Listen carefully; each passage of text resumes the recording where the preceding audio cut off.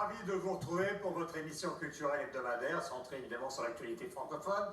Nous sommes toujours à l'Institut du monde arabe pour essayer de voir ce qui se passe un petit peu justement dans cet univers, avec des sujets extrêmement variés, dont voici le sommaire.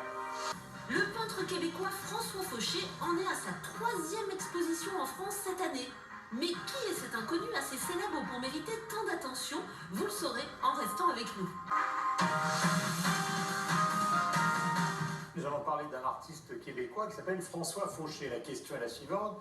Qui est donc François Fauché? C'est une bonne question. Il faut dire que l'homme en est à sa 3e exposition en France cette année. Peintre québécois, 40 ans de carrière, qui sont résumés à Rochefort avec une 50aine d'œuvres qui sont exposées. Pour ceux qui ne connaissent pas donc son œuvre, ça ressemble à ça.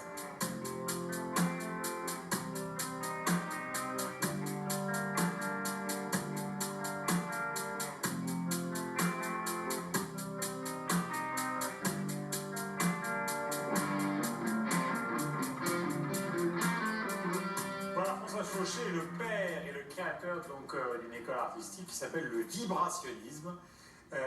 Voilà, donc est-ce qu'on peut le présenter, Myriam? Intéressée d'avoir eu à me pencher sur sa vie, son œuvre. Donc, ça fait une 40aine d'années qu'il fait carrière, vous l'avez dit, père de l'école du vibrationnisme, qui est arrivé un peu par accident, comme plusieurs inventions.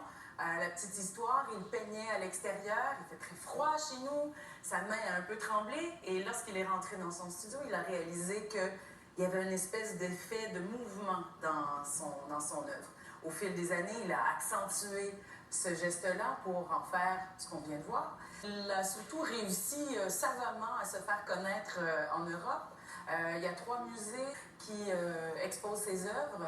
Donc, vous avez plus de François Fauché en Europe qu'on a de François Fauché dans nos galeries et dans nos musées. Voilà. Mais j'ai cru comprendre qu'il y avait une toile qui a quand même marqué les esprits au Québec sur cet accord politique très important entre le Québec et le reste du Canada. Alors, je ne connais pas. Sur la Constitution. L'accord du lac. Et a priori...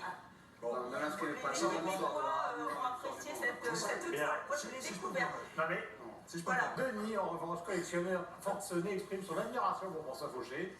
La Flint E40 1924 qui trône dans mon salon était déjà inspirée de ces traits si caractéristiques du vibrationnisme que vous êtes.